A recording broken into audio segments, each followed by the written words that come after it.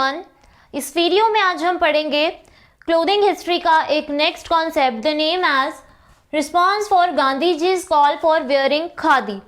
यानी जब गांधी जी ने खादी के वेयरिंग पर प्रेशर देना शुरू किया, उन्हें ऐसा लगा कि खादी जो है पूरे नेशन को पहननी चाहिए, मैन एंड वुमेन्स दोनों को प्रेफर करना चाहिए कि वो खादी के क्लोथ्स को पहनना शुरू करें।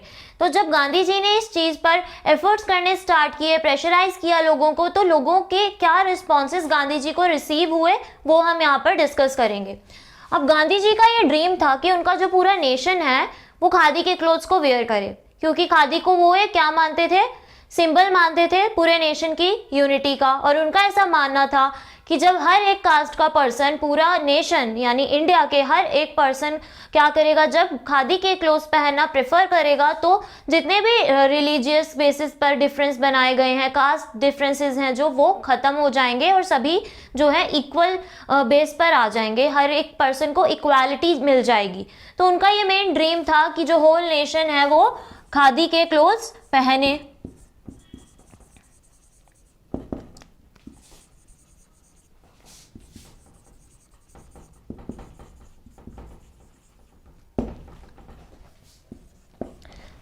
उसके बाद क्या था, वो मानते थे कि खादी के जो क्लोथ्स हैं या जो खादी है, khadi clothes helped in removing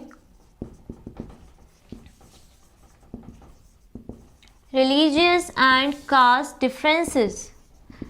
उनका ऐसा मानना था कि अगर हर कोई पर्सन खादी को फॉलो कर लेगा तो इंडिया के अंदर जो भी कास्ट के बेसिस पर डिफरेंसेस क्रिएट हो गए हैं, रिलीजन के बेसिस पर डिफरेंसेस क्रिएट हो गए हैं, उन्हें हम ख़त्म कर सकते हैं। तो इसीलिए उन्होंने प्रेशराइज किया लोगों को कि आप खादी के क्लोथ्स पहनो। अब खादी क्या है, कोर्स फैब्रिक होती है, बहुत मोटी होती है, और हमने ये भी डिस्कस किया था कि थोड़ी कॉस्टलियर होती है, जिसकी वजह से लोग इनको पहनना प्रेफर नहीं कर रहे थे। अब उनके इस ड्रीम के रिगार्डिंग क्या क्या रिस्पॉन्सेज उन्हें रिसीव हुए, उन्हें डिस्कस करते हैं। तो फर्स्ट आता है मोती लाल नेहरू। अब मोतीलाल नेहरू जो थे वो क्या थे, सक्सेसफुल बैरिस्टर थे इलाहाबाद कोर्ट में। बैरिस्टर मतलब लॉयर थे इलाहाबाद में। वो उन्होंने क्या किया, अपने वेस्टर्न सूट को बिल्कुल ही क्या कर दिया था, गिव अप कर दिया था। अपने वेस्टर्न सूट को छोड़कर उन्होंने धोती और कुर्ता पहनना स्टार्ट कर दिया था, बट वो खादी का नहीं बना होता था, क्योंकि खादी बहुत ही मोटी होती थी, कॉस्टलियर होती थी, इसलिए उन्होंने कॉटन के हल्के फुल्के धोती कुर्ता पहनना स्टार्ट कर दिया और वेस्टर्न सूट को छोड़ दिया बिल्कुल ही। Motilal Nehru was a successful lawyer at Allahabad court, gave up his western suit and started to wear lungi और dhoti kurta, but not of khadi.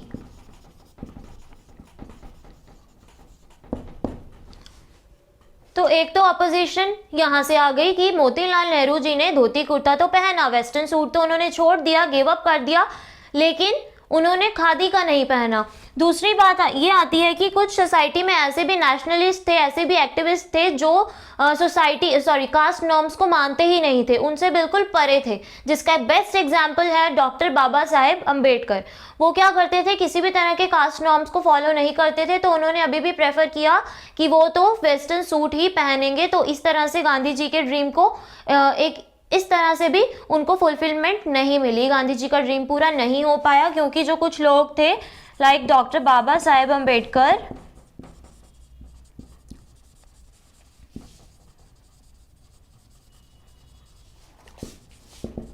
did not follow the caste norms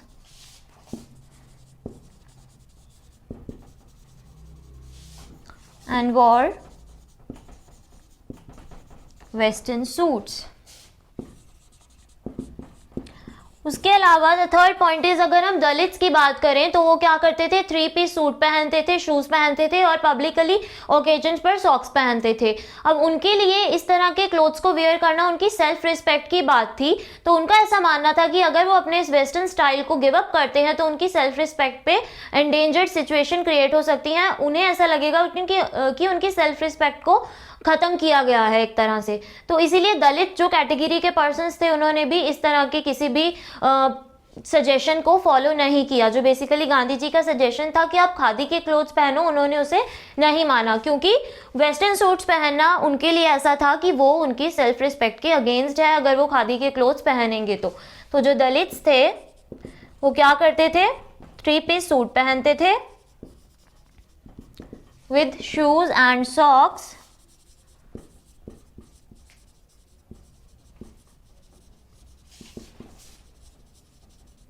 और उनके लिए ये ड्रेसअप उनकी सेल्फ रिस्पेक्ट का सिंबल था। इसके अलावा द फोर्थ थिंग इज, अब गांधी जी ने सभी जब लोगों को प्रेशराइज करना स्टार्ट किया तो महाराष्ट्रियन जो विमेंस थी उन्होंने गांधी जी को एक लेटर लिखा कि हमने 1 साल पहले आपको सुना था आप खादी के क्लोथ्स पर प्रेशर दे रहे हैं, आप खादी के क्लोथ्स पहनने को बोल रहे हैं, हम उन्हें फॉलो भी कर लेंगे, लेकिन प्रॉब्लम क्या है कि खादी बहुत ही महंगी है।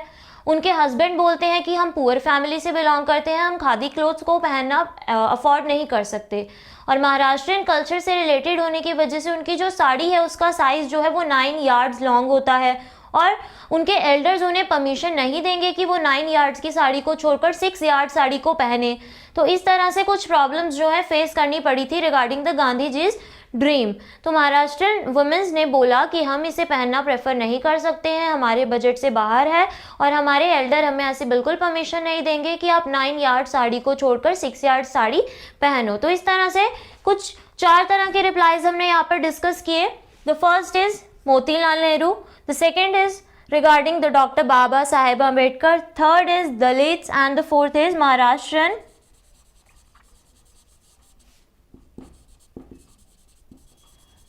जो वुमेन्स थी उनका रिप्लाई आया, रिप्लाइड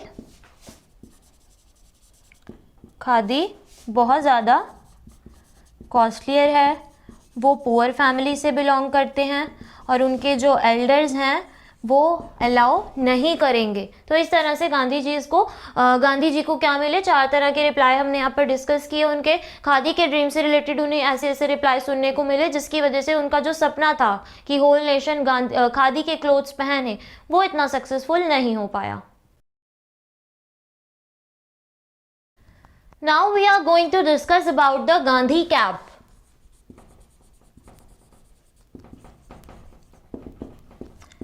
1915 में जब गांधी जी साउथ अफ्रीका से लौटे और इंडिया वापस आए तो उन्होंने कश्मीरी कैप को पहनना स्टार्ट किया था, जो कि एक कॉटन खादी कैप थी, वाइट कलर की कैप थी ये।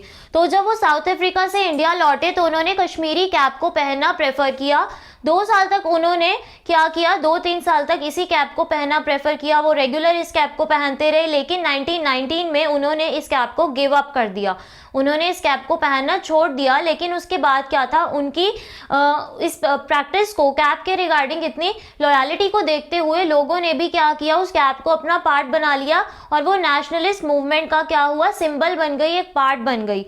लोगों ने उसे पहनना शुरू किया, नेशनलिस्ट मूवमेंट में लोग उस कैप को पहना करते थे। तो गांधी जी ने तो वो कैप गिव अप कर दी थी, लेकिन लोगों के लिए वो एक नेशनलिस्ट सिंबल बन चुकी थी। When Gandhi ji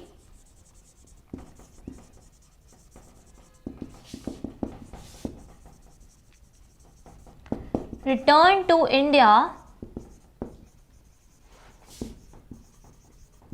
from South Africa in 1915, he started to wear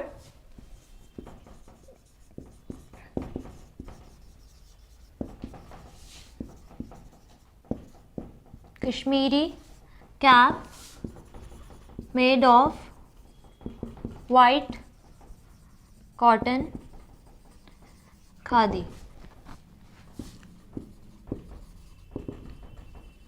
He continuously wore this cap up to 2 years but in 1919 he gave up this cap. तो 1919 में उन्होंने क्या किया था, इस कैप को पहनना छोड़ दिया था। उसके बाद उनकी देखा देखी, उनकी कॉपी करते हुए लोगों ने क्या किया, इस कैप को बहुत ज़्यादा पहनना शुरू कर दिया। कैप का ट्रेंड चल पड़ा था इंडिया के अंदर, और ये कैप को क्या माना जाने लगा, जो नेशनलिस्ट मूवमेंट चल रहे थे, ये जो कैप थी उन मूवमेंट्स का पार्ट बन गई। सभी लोगों ने इसे फॉलो किया, और इस कैप को किस चीज़ का सिंबल माना जाता था, डिसओबीडियंस का, डिफाइंस का। तो लोगों ने ब्रिटिशर्स के अगेंस्ट डिसओबीडियंस को या डिफाइंस को शो करने के लिए इस कैप को पहना। After that this cap became the part of nationalist movement and the symbol of defiance or disobedience regards the British rulers. तो उन्होंने उस जो ब्रिटिशर्स थे, रूलर्स थे, उनके अगेंस्ट डिसओबीडियंस को शो करने के लिए क्या है, इस कैप को पहने रखा। तो लोगों की इतनी ज़्यादा यूनिटी और लॉयल्टी को देखते हुए, इस कैप के रिगार्डिंग उनकी एक्सेप्टेंस को देखते हुए, जो क्या थी, ग्वालियर गवर्नमेंट थी, उन्होंने इस कैप के यूज़ पर प्रोहिबिशन या प्रोहिबिट भी लगा दिया था कि आपको ये कैप पहनना अलाउ नहीं है। लेकिन लोगों ने फिर भी उनकी बात को नहीं माना और इस कैप को पहने रखा। For example, Gwalior government prohibited the use of this cap in 1921। तो इस तरह से ग्वालियर गवर्नमेंट ने बोला कि आप ये कैप नहीं पहन सकते हो, आपको ये अलाउ नहीं है, क्योंकि उन्हें लग रहा था कि लोग जो हैं बहुत ज़्यादा कैप का ट्रेंड चल पड़ा है, वो सारे जो हैं हमारी बात को डिसओबीडियंट करने के लिए, डिसओबीडियंस शो करने के लिए इस कैप को पहन रहे हैं, और ये बहुत ही यूनिटी का सिंबल बन चुकी है। तो उन्होंने क्या किया, इस कैप के वियरिंग को प्रोहिबिट करने की पूरी कोशिश की, लेकिन लोगों ने उसे बिल्कुल भी नहीं माना। After that the next point is, जब गांधी जी ने टर्की के खलीफा को सपोर्ट प्रोवाइड कराने के लिए खिलाफत मूवमेंट स्टार्ट किया था, वहाँ पर भी बहुत सारे लोगों ने, हिंदूज एंड मुस्लिम दोनों ने ही क्या किया, इस कैप को पहनना स्टार्ट किया अपने नेशन की यूनिटी को डिफाइन करने के लिए, जब गांधी जी ने ये मूवमेंट स्टार्ट किया था। और उसके बाद क्या है, 1922 की अगर हम बात करें, जो संथाल ग्रुप के पर्सन्स थे, उन्होंने क्या किया था, 1922 में जो बंगाल में पुलिस वालों पर अटैक किया था, तो जिसकी वजह से काफ़ी लोगों, पुलिस वालों ने क्या किया था, संथाल ग्रुप के काफ़ी लोगों को जेल में डाल दिया था। और उसके बाद जब संथाल ग्रुप के जो पर्सन्स थे वहाँ पर डिमांड करने गए कि आप हमारे पर्सन्स को, आप हमारी कैटेगरी के पर्सन्स को छोड़ दो, तो वो भी वहाँ पर उस कैप को पहन कर गए थे, क्योंकि उनका ऐसा मानना था कि ये कैप जो है उन्हें, जो पुलिस है उनकी बुलेट से बचाएगी। लेकिन ऐसा कुछ भी नहीं हुआ। एज ए रिजल्ट 3% की वहाँ पर डेथ हो गई थी। तो खिलाफत मूवमेंट में अपनी यूनिटी को शो करने के लिए भी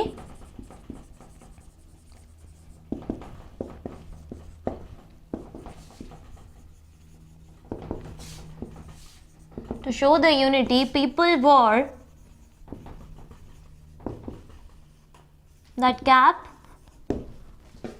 और उसके बाद 1922 में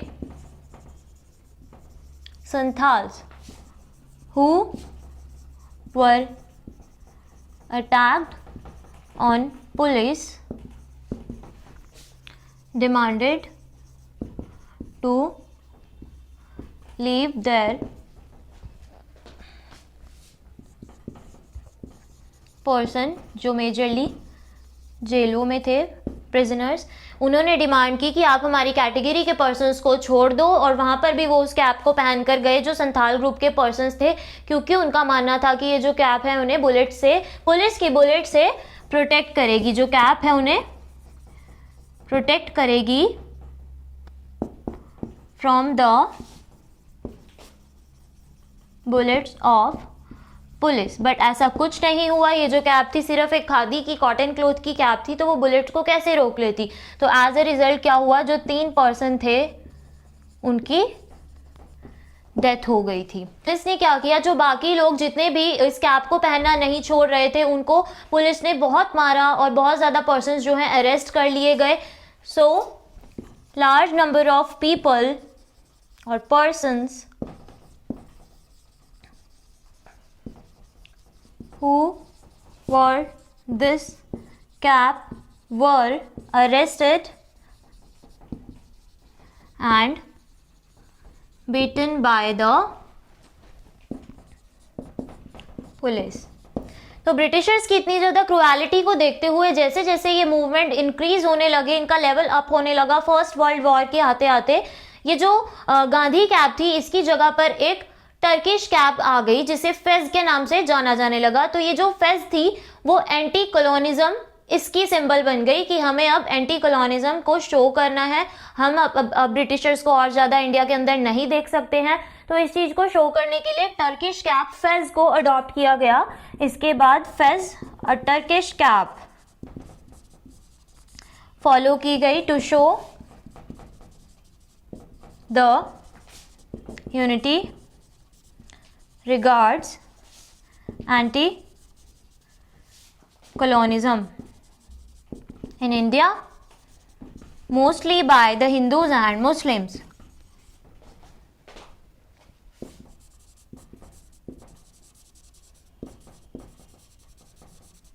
लेकिन बाद में मेनली ये कैप कौन पहनने लगे, जो मुस्लिम्स थे उन्होंने इस कैप को पहनना स्टार्ट कर दिया था।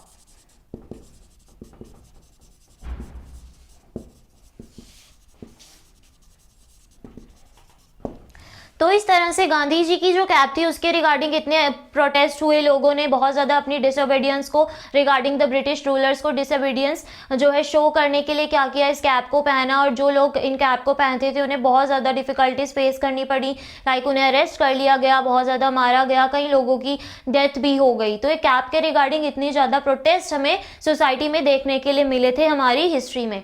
अब इस टॉपिक के साथ हमारा चैप्टर यहाँ पर फिनिश होता है और हम इस चैप्टर को कंक्लूड कर सकते हैं कि जैसे जैसे एक सोसाइटी के पैटर्न्स चेंज होते हैं, कल्चर में चेंज आता है, लोगों का टेस्ट चेंज होता है, तो डेफिनेटली वहाँ के जो क्लोथिंग पैटर्न है वहाँ पर भी चेंज आता है। तो इस चैप्टर में हमने काफ़ी सारी बातें जो है डिस्कस की कि कैसे एक क्लोथिंग पैटर्न, एक टिपिकल क्लोथिंग पैटर्न से कैसे कैसे सिंपल क्लोथिंग पैटर्न जो है पूरे वर्ल्ड के अंदर स्प्रेड हुआ after the longer effort of the persons, both mens and womens. So this was all about the today's video. To get the content in a written form and to identifying your weaker areas, do register yourself at our portal abhyasonline.in. So stay connected with us and register yourself now.